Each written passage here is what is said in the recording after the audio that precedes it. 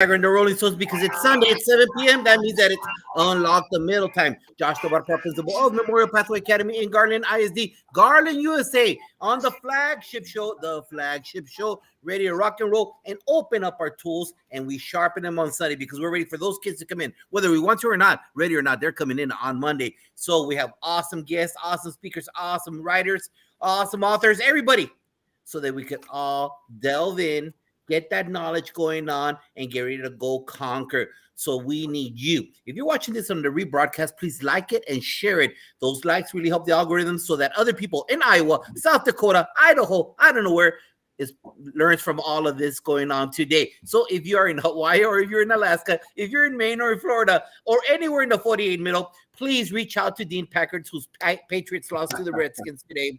He's very sad. He said he was asleep on Sunday. So it is what it is. What do you think about that, Dean Packard?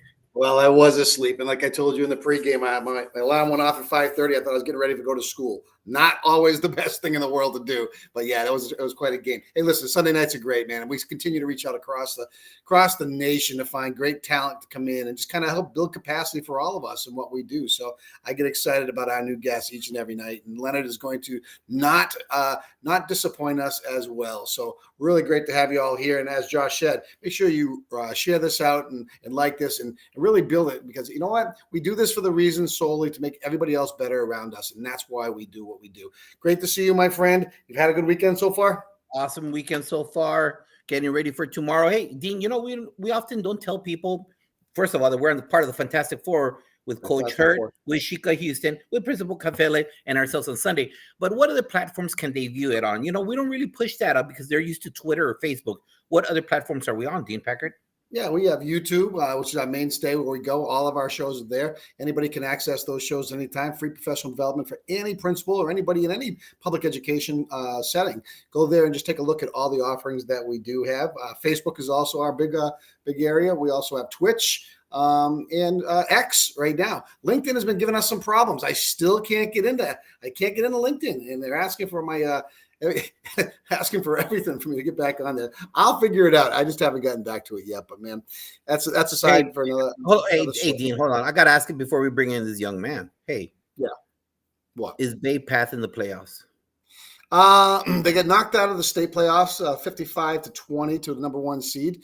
Really? Oh yeah, great game. I mean, kids played really, really well. Coaches did an outstanding job. We're just overmatched. And but we go into the state vocational tournament next, and they are the defending champions of that tournament. So again, the program I believe right now is they're 6-3, so they're having a great season. So I mean, kids are great. As you know, if you coach sports, it's all about a journey, and everything you do is about learning to work through adversity, but more importantly, to grow and function together as a unit. So a lot of great things are happening. All right. Well, hey, without further ado, Dean Packard, and Bay Path. What, Bay Path Patriots? Let's bring on in that awesome guest. Minutemen. Huh? It's the Bay Path Minutemen, but good. Oh, Minutemen. I'm sorry. That's all right, man. I don't expect you to know everything. You come off pretty smart. I know that, but I'll tell you what. I'm going to give you a little bit of a break with that. It's fortune cookies, bro. That's all I do is eat fortune cookies. All right. Hey, let's do this. Let's bring Leonard in right now. They don't want to listen to us. Here he comes. Leonard. What's going on? How y'all doing? Welcome to the show. Sorry about all that banter up front, man. Josh is he's one of those guys that just likes to get it done in the front loading things here. So, hey, welcome to the show, man. Hey, Leonard, first and foremost, tell us a little bit about your background, man, your story. We're glad that you're here with us. We know that you got this inspirational speaking gig behind you and what you're doing. Talk about that. Talk about how you got to where you are today, please. All right, man. It's an awesome story. It's an awesome journey. First, I just like to give a shout out to God, man, because really my story is nothing without him. So I got to give him the glory on any platform that I'm on. I grew up a PK, a preacher's kid, so it's in me, through me, and all around me, man. And going through life, I had to get to a point where I realized that, man, I can't live for my parents. I have to actually live for myself. I can't get into heaven because of my parents. I got to take this journey myself. And when I was young, man, I had some behavior issues in third grade, and I don't know. I wasn't a bad kid. I was just always mischievous. I was always looking for a laugh. I was always looking to be the class clown. I remember I got home, and then my behavior just went crazy. and I would have to go in and out of the principal's office. I was in and out. And back then, I would get paddled. You know, that's when paddles were a thing, and you know they hurt. So, but I didn't learn my lesson at all, and it got to a point where I had to actually sit down with the superintendent of schools, and he said, "Young man, I can expel you from every school in this county, which is it's only really two.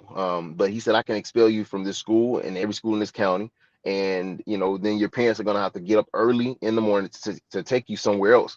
And I was like, you know what? I looked at my parents and I thought to myself, I said, because of my action, because I can't get my attitude together, I'm going to cause an inconvenience in my parents' life. And so I said, you know what? Next year, I'm going to come back better. I'm going to come back stronger. I'm going to make sure I, you know, square my behavior away so I can be a better kid, you know? And so what happened was there was a speaker that came in. I believe it was that next year. He came in. I don't remember what he said, but I'll never forget how he made me feel. And I was just listening to the message. And then he had another community night at our school board building. I went home and I begged my dad. I said, Dad, we got to go see this guy. And so we ended up going there. We ended up speaking to him. And that following year, and just for the record, I hate writing, I hate reading. But for some reason, this year I took initiative with our speaking competition. I was in class, and what they would do, they would grade us. So in your class, they graded all the fifth graders and everything, and you had to read. They graded you on fluency, eye contact, and you had to stay under the 5 minutes. So I was going back and forth with my guidance counselor. I ended up representing my school in my county for fifth graders, and that for me, that was a blessing, and that was the day that I knew that I wanted to inspire and change lives. And there's so much more to my story, but I think that's where the journey started for me that got me on the path to want to, you know, encourage and inspire. I love that. Great stuff. Well, you know what? Let's keep going deep into that because I think it's crucial that people understand where we came from. You know, some people think that if we don't tell our accomplishments or our background, then they can't connect with us. Does that make sense? Like Principal Confella Yeah. says, you can't fake the funk. You got to be straight out with what you bring to the table. And so let us know a little bit more about how you were academically as a student throughout high school. And not only that, you said that you're a PK, preacher's kid. How did their influence continue to push you, as you could see right now, just the way you started the interview? How did his vision and your mom's vision and their advice push you through where you're at today? So, how were you as an academic student in high school and beyond, if you continued? And also, how were your parents' influences guide you up to the point that you are today? Okay. Academically, I was always a good student. You know, I always, you know, tried to finish my work early. I had decent grades from what I can remember. It was quite some time ago. But I was always a pretty good student. For me, the breakdown was just that when I got bored, that was just it was like free reign to just try to look at my friends and get a laugh and everything.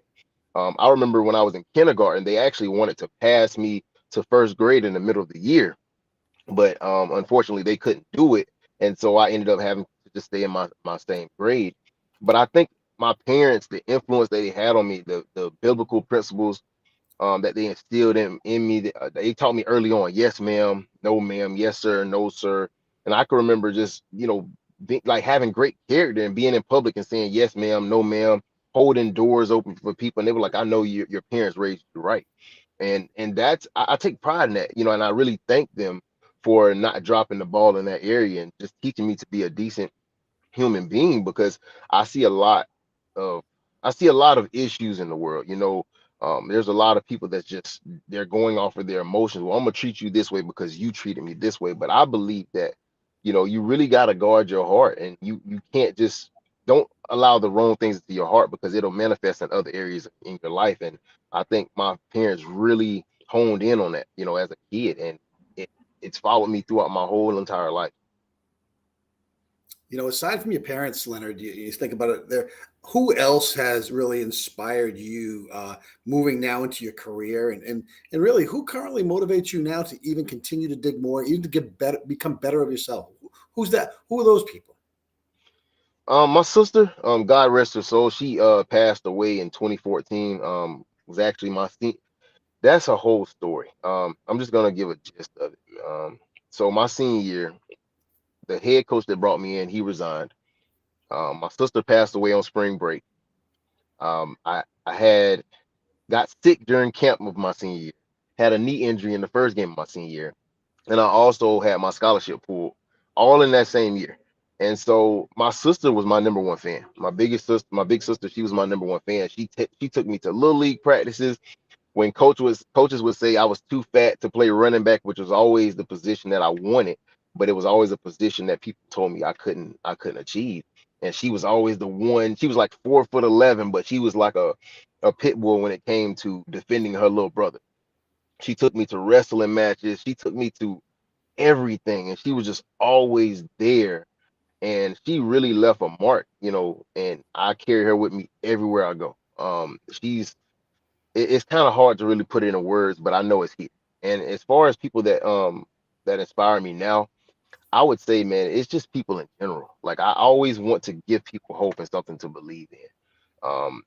Aside from my family, it's just people. I see how hard it is for a lot of people now, and I watch on Facebook, I watch people's posts, and I see people that seem to be losing hope, and I'm very driven by that. When I see people, they make a statement like, "Man, I don't feel like life is getting any better for me." My mind and my heart go in overdrive because I just want to reach out and tell them that everything is going to be okay, that you are greater than your circumstances, that you can live beyond your pain. Like it's crazy, but that's a big motivation. That's a big inspiration. Awesome. Love it. Thank you very And much. my daughter as well. My What about daughter. your I got to daughter? I got to say that my baby girl. Drop those She is props for she the is daughter. my one of Yeah, she's my greatest inspiration right now. Her right there, she has that number one spot in my heart. Other than God and my mom and the other ladies in my family, my daughter is a huge encourager. Matter of fact, the other day she was asking me for a slushie, and so I came in a little bit later and I surprised her with a slushie, and she was like, "Oh, you're the best daddy ever." I was like, and it just melted my heart, man. But yeah, baby girl is definitely a great inspiration. How old is she? She's 4, going on 15. Mine too. I agree. Mine too. This guy don't Man, know that. This guy's out of that out of Mine's that club. 27 and 25, so oh different man, level. yeah, I yeah. got you. Hey, I'll I tell you got yes, you, what's going sir. to brother. happen off the call. Okay, I'll tell you how it's going to all work out for you. Yeah, I got you. Hey, you know But what? yeah, Let's talk about this, Leonard. mhm, Your beautiful baby girl, and I feel you. Those little words, the way that they touch in your face, the way that right. they look at you, that's something very beautiful. It brings out that inner spirit. And you know what? On today, his day, the day that we went to his house, you talk about faith and you believe in faith based on being the background of your parents, your father. So, talk about faith and how crucial it is from two aspects of this. We're talking about from the student aspect, which at times right now in our current climate, it's hard for them to understand that or to practice it, and from the adults at the campus level. So, faith in regards from the student angle and from the educator's angle.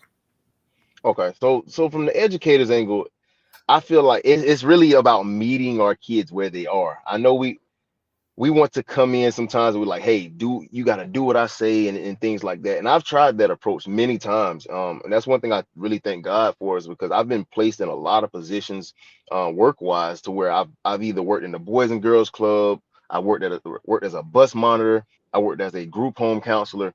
I've done so many different things, and so I've been able to try a lot of different approaches to figure out what's the best route to really reach our kids. And for me, I found it's just meeting them where they are. And sometimes we got to have faith as educators, as people speaking life to our kids. We got to have faith because what's in front of us, it doesn't look like there's going to be much to the story, but I know that behind the pain that they're presenting, behind the hard shell that they're showing us, there's a purpose behind that. You know what I'm saying? There's purpose there in their heart, and maybe they're dealing with issues. Maybe it's a parent that was never there for them, or maybe they've dealt with abandonment issues or suicidal ideations, and they've put up a barrier. So they're like, you know what?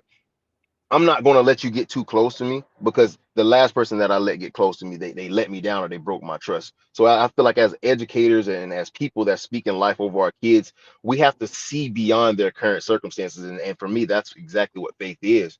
And for our kids, I try to help them connect the dots. Like I tell them that they have a purpose, and a lot of times they'll say, well, either what is that, or how can I have a purpose when I came from this background or that background?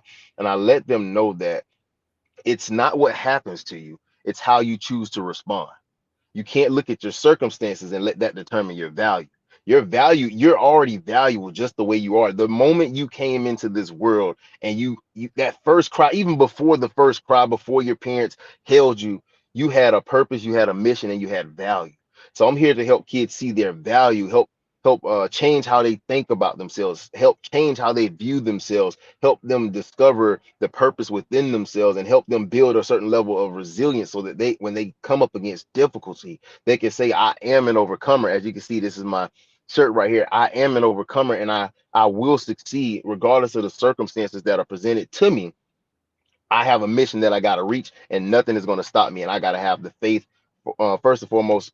For me, it's God, faith in God, and then faith in myself to know that I can do whatever it is that I put my mind to. Leonard, what role do you have right now? Like, what is your job position? Obviously, inspirational speaker, but are you working within the schools? Where are you like right now? What do you do? Right now, I am working, pretty much within the schools. Like I'm speaking at different schools. I work at the group home as well from time to time, and I try to help out the youth there. But yeah, right now I'm in the schools. Awesome. I love that. So you have more of a global perspective of helping kids meet with success across any lens, correct? I love Yes, that. sir.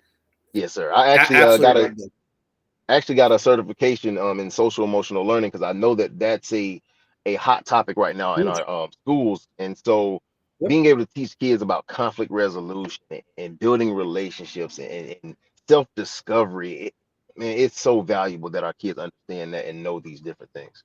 Foundational at its best, but the most important thing for them to reach their overall success. So I 100% agree with you. Hey, let's switch gears for a second. Let's talk about character and why is it crucial for both students and adults to be of solid character?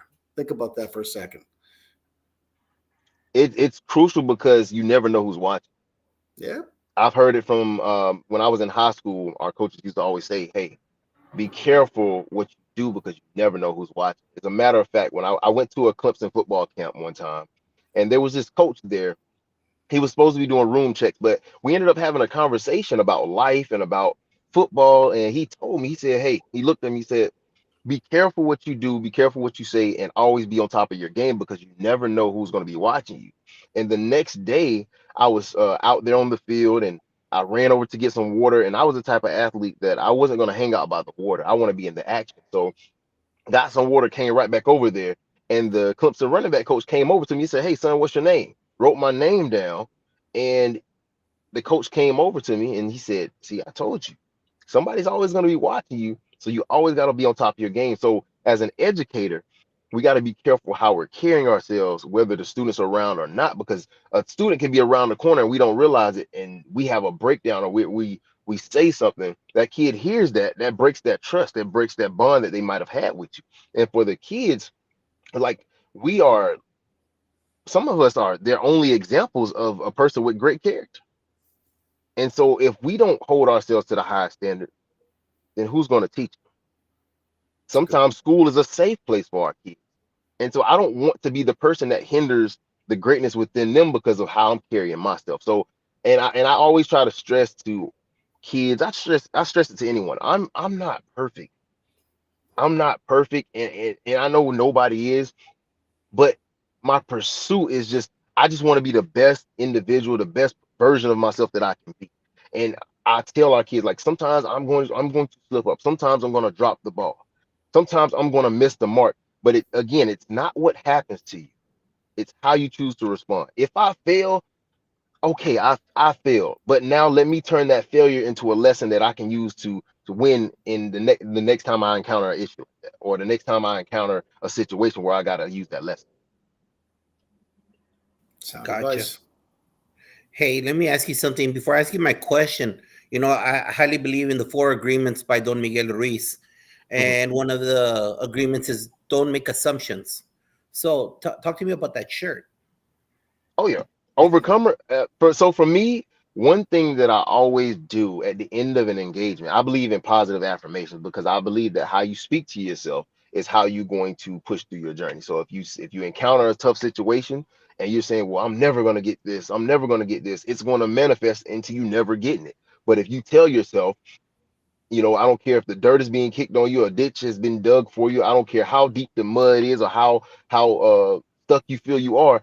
I am an overcomer and I will succeed. And that's really where it came from because I was saying I don't want to just go somewhere, speak life and drop the mic.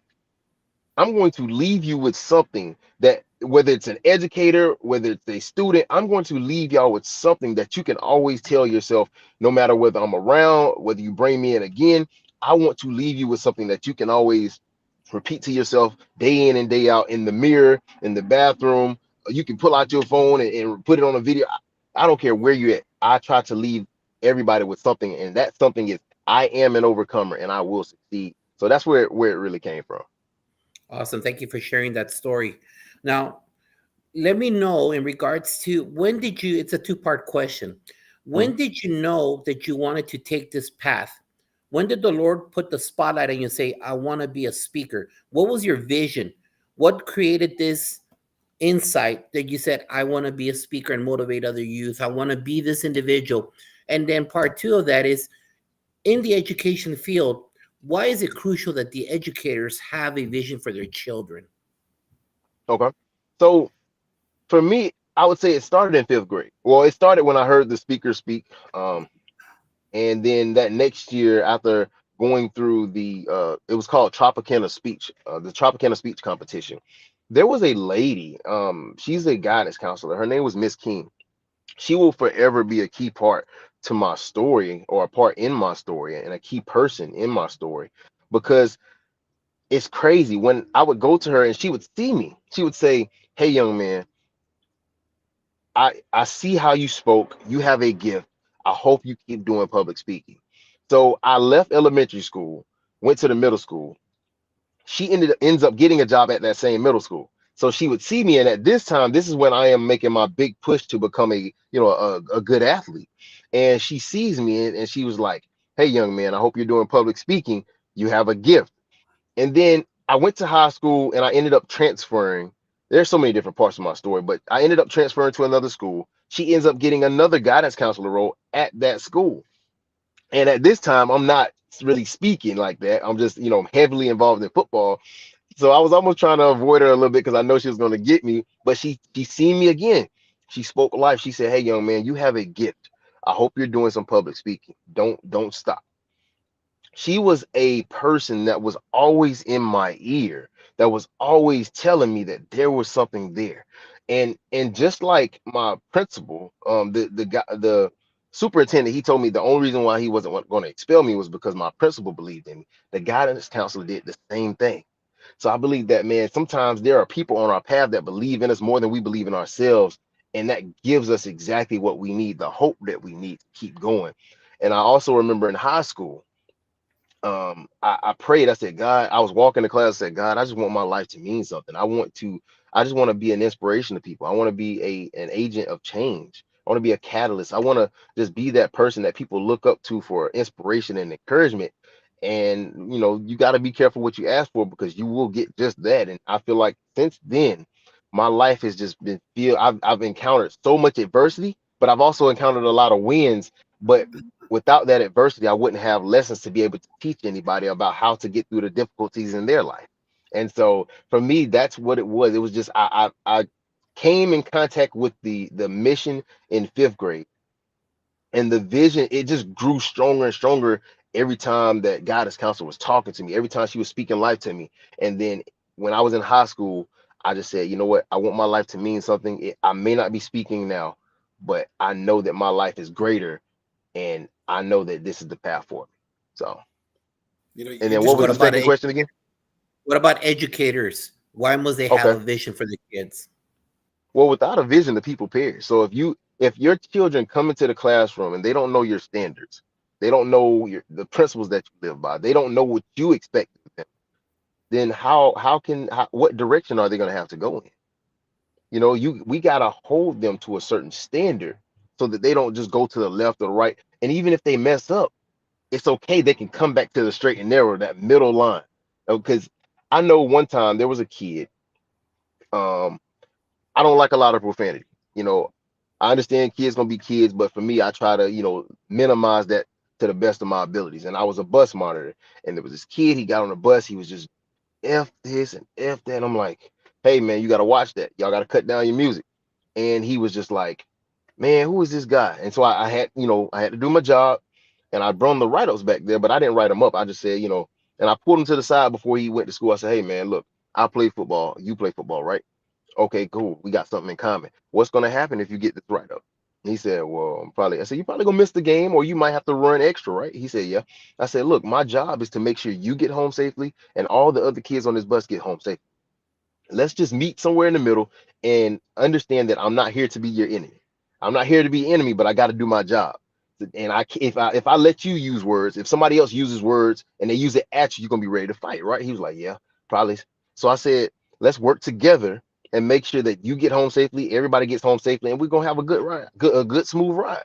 He's like, okay. And he got to a point where he may have made a mistake, but he would look. He said, oh, my fault, Mr. J. I'm sorry. I'm tripping. And for me, that's where it was. I had a vision where I'm like, you know, I don't want profanity on my bus. And if I would have just came across as, no, don't do this, don't do that, I might have lost him. But I met him where he was, and I helped him see the vision that I was trying to push, and he bought in. And I feel like as educators, that's what we have to do. We got to understand it may require, different efforts for different kids. Like I may have to put in more time with this kid than this other kid. This other kid may buy in as soon as I make a list of my standards, I let them know what the standards is. Certain kids are going to buy in faster than others. And I think that we have to just be aware of that and not hold everybody to not think that everybody's going to get it every single time. You know what I'm saying? I look at that, and what you did is you created a conversation where he could hear you. Right. I'm going to say that again. You created a conversation so he could hear you. You didn't talk to him. You talked with him. And right. You know what? And that's a lot of times in leadership and in education, we forget that. And that goes right back to meeting people where they're at. And that's so powerful how you said that. You got him not to think of you as the authoritative figure, but that same person that you were that didn't listen about public speaking when you were a kid, didn't allow it in, you shunned it. Now, see how important that is? We call that an entry point. And that's so cool right there. Hey, let's take a look at why is being adaptable and resilient the keys to success in anything that we do? It's so important because life is I like to think of life as a journey, right? And so let's say you're taking a journey, or you're in a boat, and if the boat breaks under the first wave, then you didn't have a really good boat. You didn't have a good foundation. You know what I'm saying? I would rather make sure I have a durable boat that can take the beating than just get out there with something that's fragile. And so for me, I just say that, man, I try to encourage the kids. And again, I've tried to, make my life a 360 of inspiration and encouragement. So when I say it's not what happens to you, it's how you choose to respond. What I'm telling these kids, or what I'm telling anybody that I speak to, is you got to be pliable. It's not the waves that come at you. It's not the storm that's coming at you. It's not the rain that hits you in the face that defines. It's how you persevere through it. It's what you do to combat it. It's what you do when you see your purpose on the other end of the bridge and the bridge looks a little bit shaky. What's going to define you is how you get across. It's what you do to get across that bridge and reach your purpose. There may be somebody at the end of that bridge that's losing hope. I got to find a way to get there. And I may, take some scrapes, some bumps, and some bruises, but I'm going to find a way to reach that person, because I don't want nobody to lose hope. I don't want nobody to go overboard. I don't want nobody to be left behind because I didn't step up and do what I was supposed to do. So being resilient, and I've learned it in football, coaches would put us through different drills. There was this one drill called sudden change. And basically we would be doing our individual drills, and then all of a sudden chaos breaks out. Coaches blowing whistles, everybody's yelling. We're like deer in headlights trying to figure out what's going on. They may say, hey, line up on the 20. And they'll put us in a situation where we have to adapt. They may say, hey, it's 4th and 3 on the goal line, you got to score. So now we have to adapt no matter what we was doing before. We might have been tired. We might have been, you might have just, went through some a brutal drill. But no matter what we went through before they call sudden change, now we have to adapt to the circumstances and respond the way we should. And so for me, being adaptable and being resilient it's everything that we do in this life. And once you stop doing it, you start breaking down under the pressure. Because I believe, and this is something that I truly believe with everything in me, before there was pressure, there was a purpose. Before there was pressure in my life, before you ever experienced pressure in your life, there was a purpose attached and assigned to your name. So now you got to be adaptable and resilient to make sure you reach your purpose.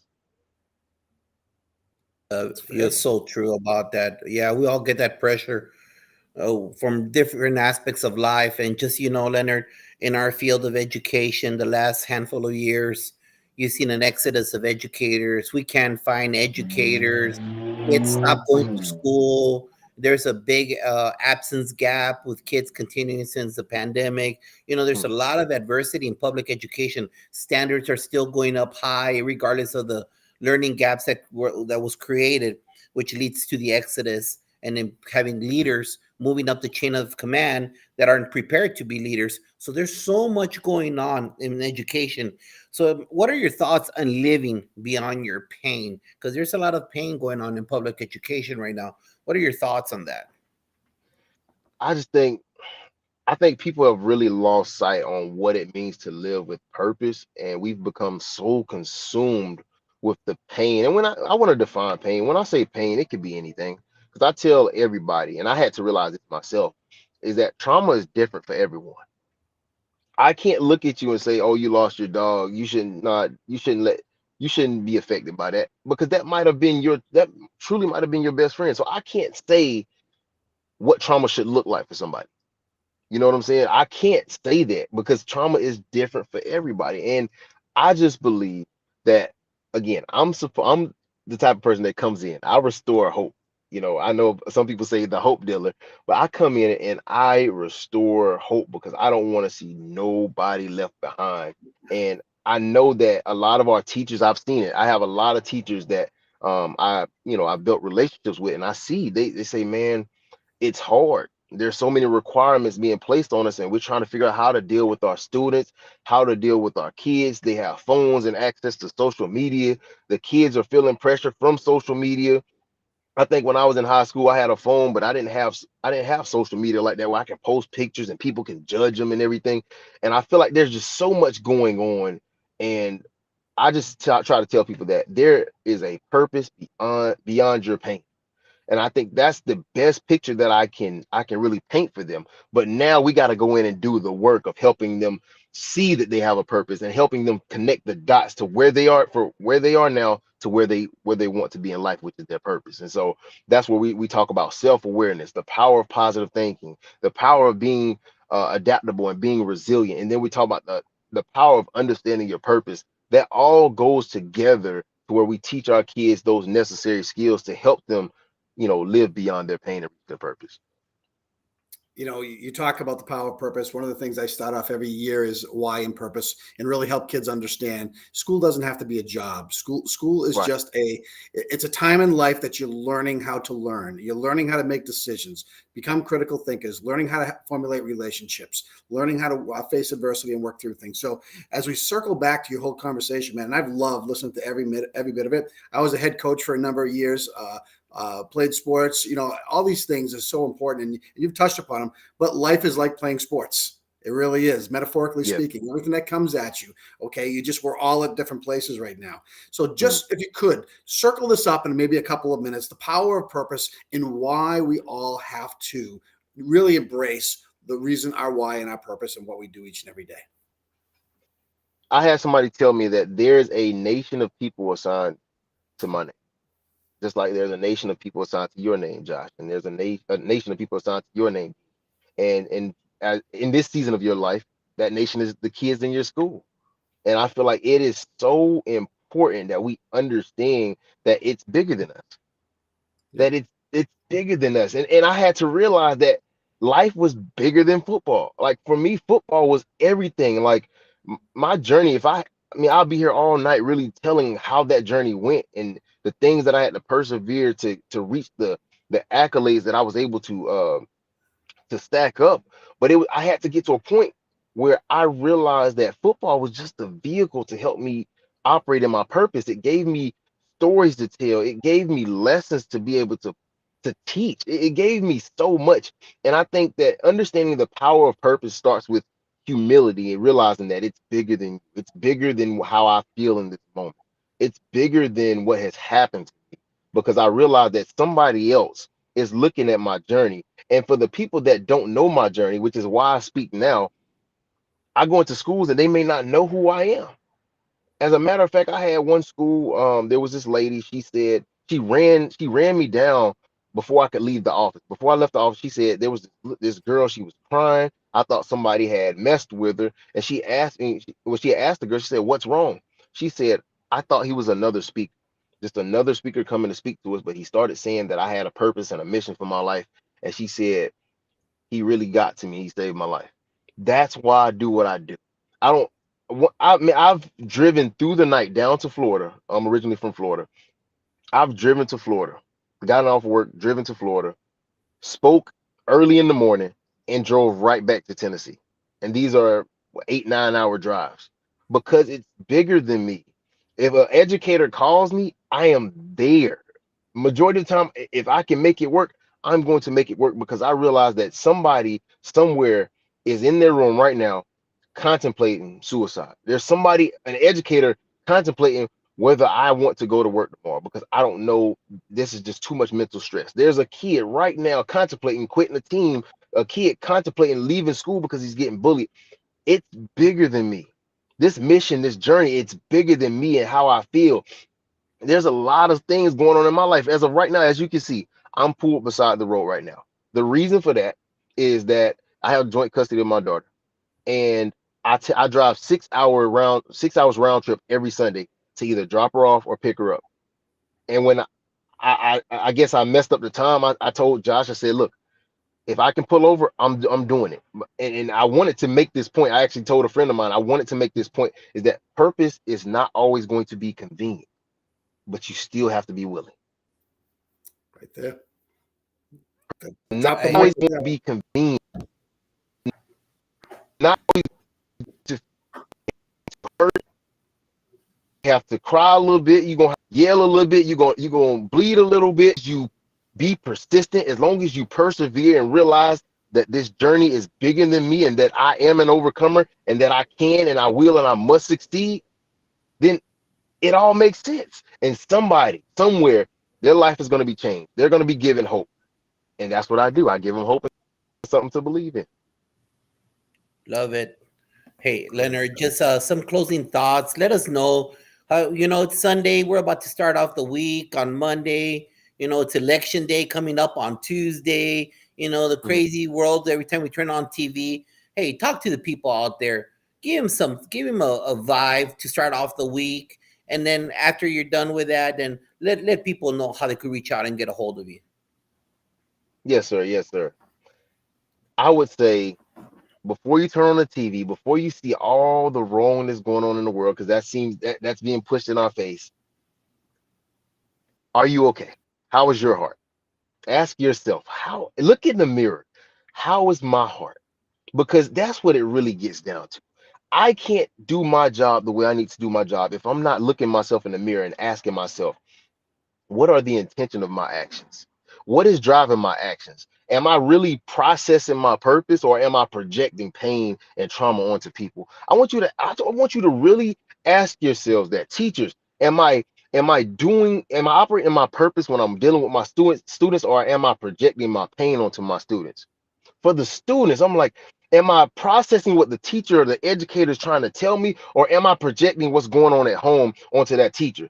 He didn't have nothing to do with the pain that I'm going through, but because of how I'm internalizing the relationships in my past, the people that have hurt me, and now I'm bleeding on people that had nothing to do with my pain. So I would just ask everybody to just get in the mirror and ask yourself, am I okay?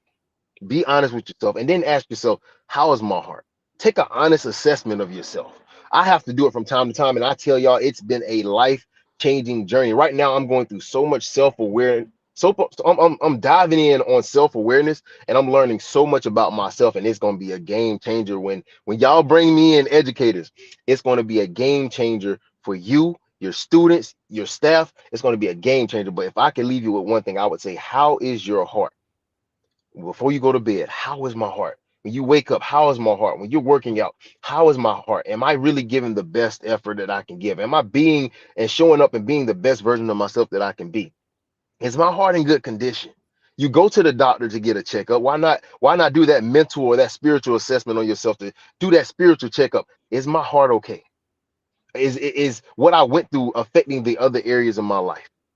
And I want you to always tell yourself that I am an overcomer, and that I will succeed, and that I must succeed regardless of the circumstances or the situation. I have a purpose, and I will succeed because there are people in my life that are counting on me to get past this season of my life, because they're losing hope, and I don't want them to lose hope. So I got to overcome in this season of my life. And you can find me on Facebook. It's Leonard Dixon Jr.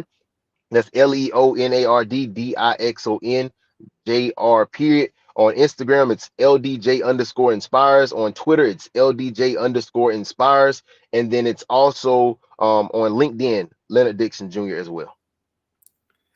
Amazing stuff right there, Leonard. Thank you so much for sharing your story, your passion, your sense of purpose on who you are and what you're all about. You know, Josh and I talk to people from all over the country, and your story is right there, equal to anybody that we've spoken to, because I can tell that you're just beginning to be what I consider to be a change maker, a ripple maker, somebody who just puts others ahead of yourself and just makes a better place for all of us. So thank you so much. Josh, Thank y'all, man. thoughts?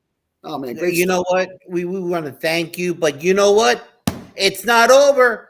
It is not over, Dean Packard. This Wednesday, new time, same channel, The Red Zone, Women in Leadership Part 2. We've got PhD principals from all over. We got superintendents from California. We got the principal of the year of the nation. We got nothing but the best, thanks to that guy right there, putting everything together for Women in Power Leadership 2. So join us this Wednesday, 9 p.m. Eastern. We thank our awesome guest right here. And next week, Jorge Valenzuela on the flagship show, part of the Fantastic Four with Sean Hurd on Saturday, then Shika Houston, then Principal Cafele. So join us being part of the Fantastic Four. What do you think about that, Dean Packard? Hey, everybody out there. I want to say once again, I want to say thank you very much, Leonard, for your inspirational words tonight. You know, things we do are all about kids first, and you just embodied that perfectly. Thanks so much, everybody. On behalf of Leonard, Josh, have a great week. Have a great week, everybody. Make sure all those kids know that they come first with everything that we do.